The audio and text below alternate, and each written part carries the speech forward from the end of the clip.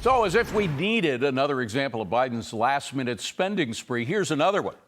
The Biden IRS has sent out $2.4 billion in COVID emergency stimulus checks this week, about 2 years after the COVID emergency ended. Really? Joining me now is North Dakota Senator Kevin Cramer. Senator, yeah, you shake your head. That's all you can do about this stuff. Fortunately, it's not all we can do come January 20th.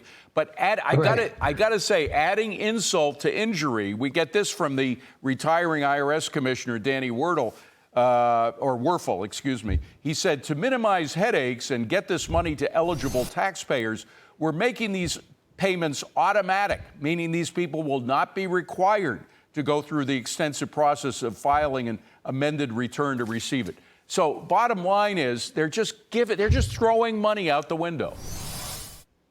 Yeah, I guess they didn't get the whole inflation is a bad thing memo, David, and we're responsible for it. They seem to have missed that one as well. It's really quite ludicrous to think that 1 million people who didn't ask for the money, didn't apply for it when it was, supposedly available in 2021 tax returns, that now somehow they're just going to force it on them. And who knows for sure if it's even true? Who knows? But by true, I mean who knows if they're even eligible, or if they're really supposed to be getting it, or if this is just some sort of last-minute stunt to drive up inflation as Donald Trump comes in to the White House. I don't know, but it's one of the crazier things. And just imagine this is with 87,000 new IRS employees that the first fuel on the fire of inflation in the American Rescue Plan created, so they could go after more taxpayers. I mean, it's why we're where we are, and it's why Donald Trump's going to be president soon. And by the way, those tens of thousands of extra IRS, where they're not just going to be going over a small number of millionaires and billionaires. They're going for the middle class. They're going for the small businesses, the pass-through businesses. They're the ones that are going to get hit the hardest and have to, even if they're completely innocent, they'll have to take months off of their business schedule to fill all these forms. And concerning COVID, I don't want to leave COVID completely, because does anybody even know how much money is left in some of those COVID funds?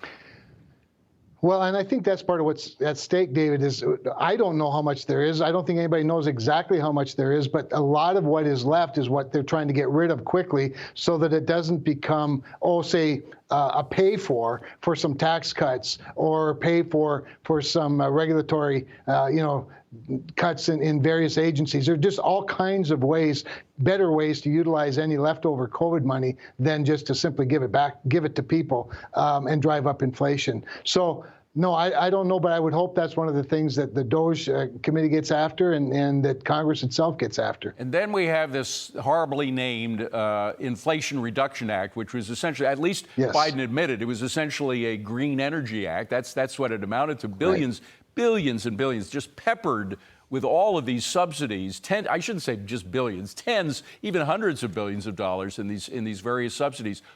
I think even as much as they'd love to spend money before they leave, even the Biden administration can't spend all that money. Should we claw all that money back? I believe that we should claw a lot of it back, and what we ought to do is repurpose some of those dollars.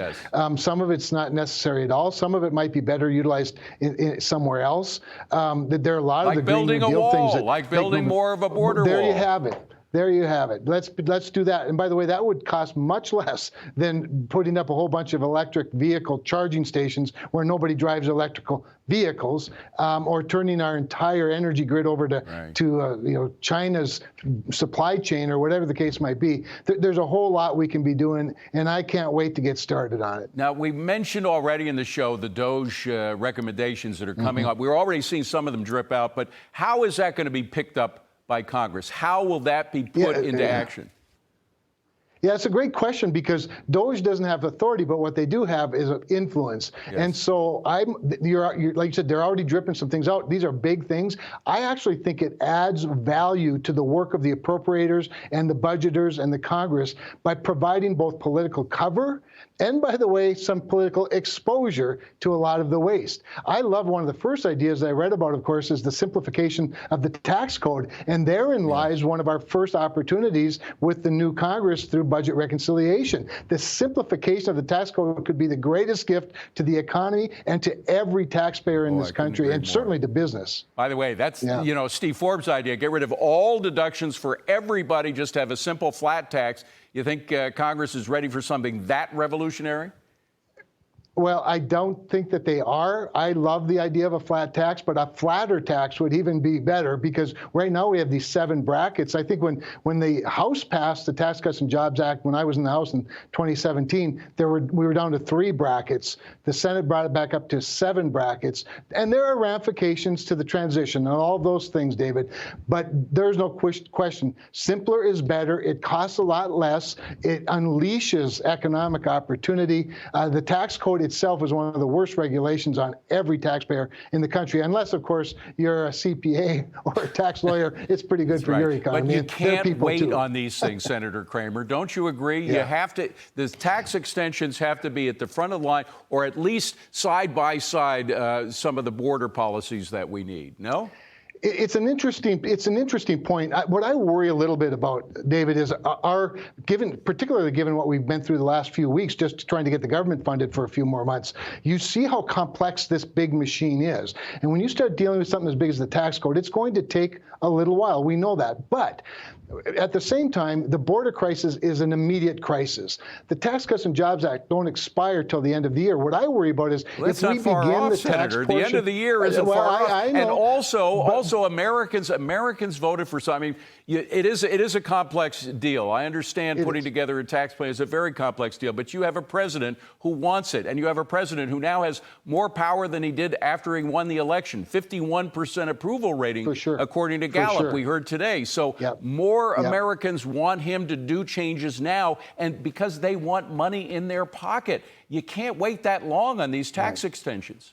Sure. Well, the money in their pocket won't change until next year anyway. But having said that, just remember, Congress operates, they do, you're right, and there's no question it creates momentum. And that's true. And we ought to be working on it as we are right now through the end of the year, if that's what it takes. But Congress generally operates best on deadlines, not starting points. So if we start on January 4th or July 4th or August 4th, it seems like we always end up at the end of September. Having said all of that, there are a lot of things to do, whether we do them all at once or do them in tranches. I'm for all of it. We need to go big. But remember, if we get to simplifying, if we put Steve Moore in charge of the Tax Cuts and Jobs Act extensions and he came up with a flat tax, that shouldn't take very long. Well, there's only one person who needs to be in charge, and we know who that is. It's Donald Trump. It's the man who can kick the entire Congress, both the House and the Senate, in the rear end and get them moving. Nobody's been in power until he comes in January 20. I mean, nobody's in power right now. So we need somebody to do that. We're way over time. Senator, great to see you. Thank you very much for being here. Hope you had a great Christmas and Happy New Year to you.